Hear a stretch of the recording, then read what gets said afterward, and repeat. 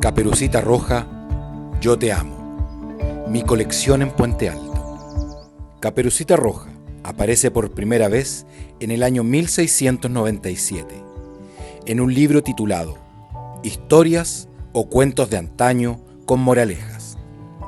Se dice que los elementos empleados por su autor, el francés Charles Perrault, se remontaban a una historia escrita en latín por Egberto de Lieja en 1023, llamado Fecunda Ratis, en la que se aprecia a una niña rodeada de lobos, vistiendo capas coloradas, de las que nunca se separaba porque eran muy importantes para ella. La presente exposición es un homenaje a este personaje milenario y sus múltiples universos literarios, poéticos, visuales y culturales. 155 años después de su primera aparición, los bibliotecarios e investigadores alemanes Wilhelm y Jacob Grimm, conocidos mundialmente como los hermanos Grimm, publican una nueva versión de esta historia, sin la moraleja impuesta por el francés Perrault, y en la cual la Caperucita logra zafar del lobo tras la ayuda de un cazador. Esta versión se impuso y ha sido traducida a más de 100 idiomas, y es donde se inmortalizó uno de sus diálogos más famosos. Abuelita, ¿qué orejas más grandes tienes? Para oírte mejor. ¿Qué ojos más grandes tienes? Para verte mejor. Abuelita, ¿qué manos más grandes tienes? Para acariciarte mejor. Ay, abuelita, ¿qué boca tan grande tienes? Para comerte mejor. El impacto y transversalidad de esta historia nos lleva a rememorarla en distintas versiones, adaptaciones en una progresión de estilos muy diversos. Como se aprecia en la versión de 1986 del autor e ilustrador alemán Janosch, quien en su libro Janosch cuenta los cuentos de Grimm, nos presenta su Caperucita Roja eléctrica. Érase una vez una dulce muchacha eléctrica, a la que todos querían eléctricamente, sobre todo su abuelita eléctrica. Tanto la quería que ya no sabía qué darle. Una vez le regaló una caperucita eléctrica de terciopelo rojo, y como le gustó tanto y no se la quitaba nunca, la llamaron Caperucita Roja Eléctrica. El autor galés Roald Dahl, en el año 1985, expone en su libro Cuentos en verso para niños perversos una caperucita más astuta, una caperucita valiente, que a través de los recursos literarios del metarrelato logra presentarnos un final alternativo. Caperucita dijo: ¡Qué imponente abrigo de piel llevas este invierno! El lobo, estupefacto, dijo: Un cuerno. O no sabes el cuento o tú me mientes. Ahora te toca hablarme de mis dientes. ¿Me estás tomando el pelo? Oye, mocosa, te comeré ahora mismo y a otra cosa. Pero ella se sentó en un canapé y se sacó un revólver del corsé. Con calma apuntó bien a la cabeza y ¡pam! Allí cayó la buena pieza. Tal como hay versiones que nos muestran su valentía, hay otras donde el personaje nos muestra otros matices, como el caso de la Caperucita Roja del autor e ilustrador francés Philippe Corentin, quien en el año 1996 nos presenta a una caperucita más bromista, bravucona y de un carácter más agresivo en su libro Señorita, sálvese quien pueda. Pero abuelita, ¿qué haces en la cama? ¿Por qué no me contestabas? ¿Estás enferma? ¿Te duelen los dientes? Pobre abuelita. Enséñamelos. ¡Oh! ¡Qué dientes tan grandes tienes! ¿Y tu lengua? ¿Qué lengua más grande tienes? ¿Y por qué es blanca? ¿Y tus ojos? ¿Qué ojos tan grandes tienes? Son redondos y amarillos. ¿Te has sentado algo mal? Pero bueno, lobo, ¿me querías engañar? ¿Crees que no sé distinguir entre un lobo y una abuelita? ¡Fuera de aquí!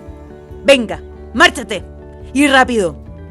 Siguiendo la línea de una protagonista con mayor carácter que en sus versiones clásicas, llega la obra del autor colombiano Triunfo Arciniegas, quien en 1996 publica Caperucita Roja y otras historias perversas, donde nos da cuenta de una adaptación donde la concepción del bueno y el malo están modificadas. Detuve la bicicleta y desmonté. La saludé con respeto y alegría. Ella hizo con el chicle un globo tan grande como el mundo. Lo estalló con la uña y se lo comió todo. Me rasqué detrás de la oreja, pateé una piedrecita, respiré profundo, siempre con una flor escondida. Caperucita me miró de arriba abajo y respondió a mi saludo sin dejar de masticar. ¿Qué se te ofrece? ¿Eres el lobo feroz? Me quedé mudo. Sí, yo era el lobo, pero no feroz. Y solo pretendía regalarle una flor recién cortada. La revisión de un cuento clásico muchas veces puede potenciar la imaginación. Este es el caso de la obra del argentino Luis María Pacetti, quien en su libro Caperucita Roja, tal como se la conté a Jorge, expone la dualidad del relato de un padre que contrasta con la imaginación de su hijo al oírle. En esta versión, Jorge, el hijo, imagina una Caperucita súper niña que lleva una pizza a su abuelita. El lobo se come a la abuelita en un elegante restaurante y hay un cazador supersónico. Y así, la imaginación de Jorge crea una versión propia del cuento clásico. Dentro de las posibilidades que da la relectura de un cuento está la posibilidad de mezclar historias. Es así como Marcé Company y R. Capdevila en el año 1990 toman su historia de las tres mellizas y la cruzan con el cuento de la Caperucita Roja. Un día que la bruja aburrida estaba muy aburrida, decidió entretenerse castigando a las tres mellizas. Siendo una bruja con mucha imaginación, en lugar de transformarlas en escarabajos o ratones del bosque, las condenó a pasar aventuras en un cuento muy conocido. ¡Ole, ole, ole! Aplaudieron las niñas entusiasmadas. ¿Dónde nos enviará esta vez? Pues a ser comidas por el mismo lobo feroz que devoró a Caperucita Roja. Y antes de que las niñas pudieran decir ni pío, las transportó al cuento de la Caperucita Roja. En el incesante trabajo de rememorar las piezas clásicas, una de las aristas más importantes es buscar nuevos puntos de vista, detalles que dejaron fuera o incluso las omisiones de la historia original. Es así que Mabel Piorola, en 1991, se pregunta por el padre de Caperucita y nos da su propia versión. En el famoso día en que mi madre me encargó llevar la cesta a mi abuelita, mis padres me habrían acompañado como siempre. Pero por las casualidades de la vida, aquella mañana a mi padre se le ocurrió trepar por el gran abeto que crecía junto a nuestra casa. En el año 1993, el fotógrafo estadounidense William Wickman, conocido por su trabajo artístico con perros, elabora su propia versión, en donde, como es característico de su trabajo, sus perros se toman la escena.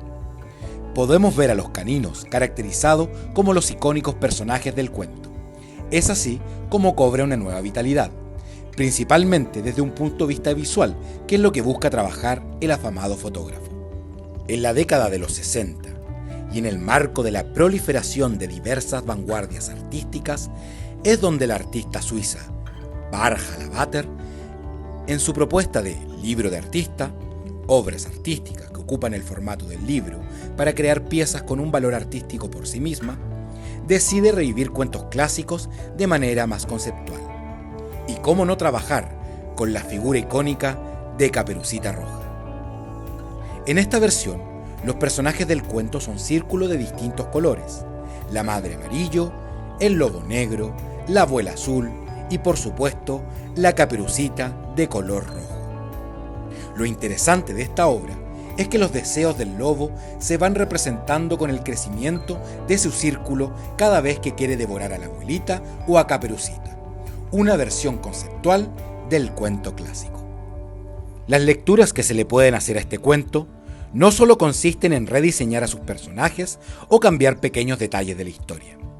La fotógrafa Sarah Moon, en el año 1984, propone un análisis donde toma la historia de base y la convierte en un relato erótico.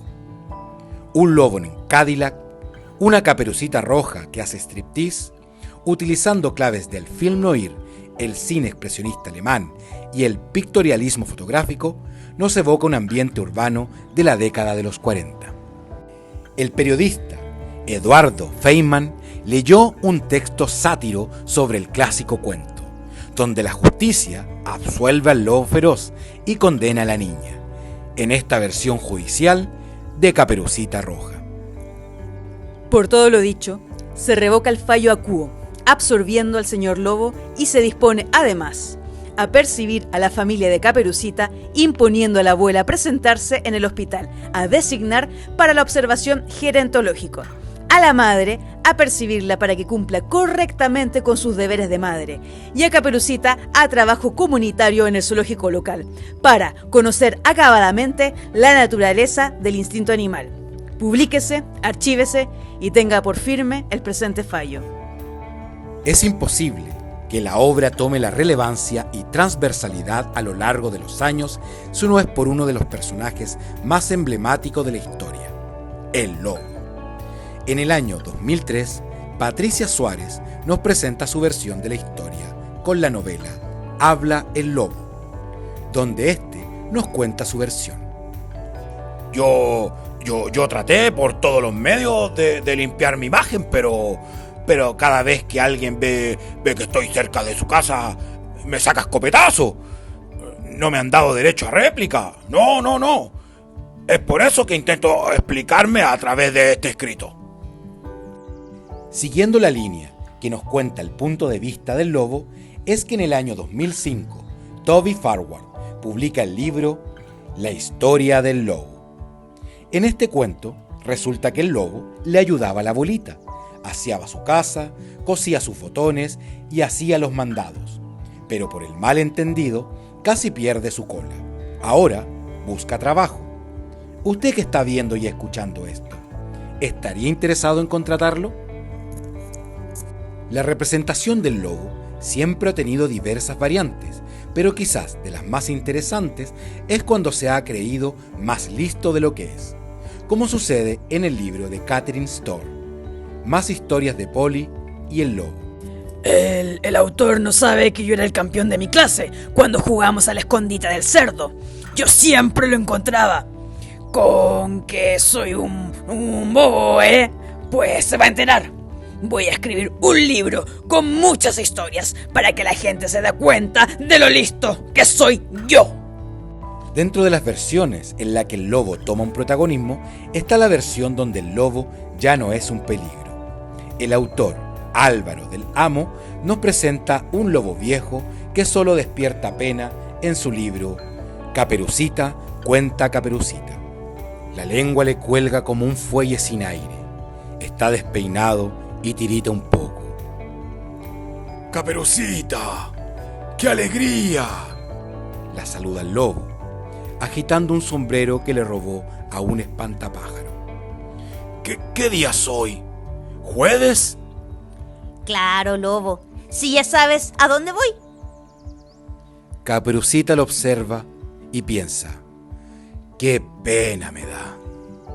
Como buena figura icónica, Caperucita trasciende el tiempo, países y también disciplinas. Es así como pasa de ser un cuento a ser poesía. Poetas y poetisas han tomado la figura de la capucha roja y han plasmado su imaginario en versos por todo el mundo.